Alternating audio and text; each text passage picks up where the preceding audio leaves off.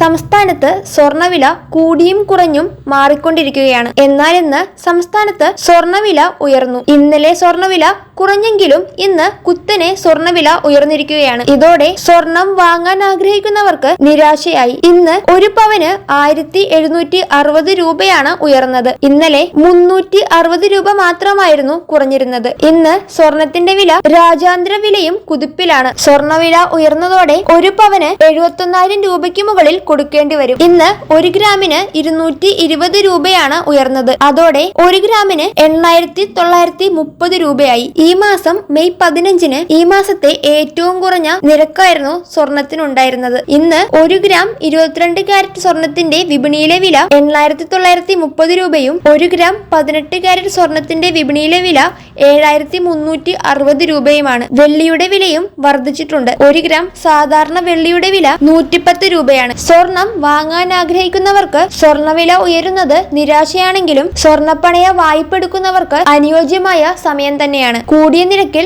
സ്വർണ്ണ വായ്പകൾ ലഭിക്കും. പെട്ടെന്നുള്ള സാമ്പത്തിക ആവശ്യത്തിന് ആളുകൾ കൂടുതൽ ഉപയോഗിക്കുന്നത് സ്വർണ്ണ വായ്പയാണ്. സ്വർണത്തിന്റെ വില ഉയരുന്നത് സ്വർണ്ണ വായ്പ എടുക്കുന്നവർക്ക് വളരെ അനുയോജ്യമാണ്. എന്നാൽ സ്വർണം വാങ്ങാൻ ആഗ്രഹിക്കുന്നവർക്ക് ഈ സമയം വളരെ നിരാശയുമായിരിക്കും. രാജ്യാന്തര സ്വർണ്ണവില ഉയർന്നതും ഡോളറിനെതിരെ രൂപയുടെ മൂല്യം കുതിച്ചതുമാണ് കേരളത്തിൽ സ്വർണ്ണവില കുതിച്ചുയരാൻ കാരണമായത്.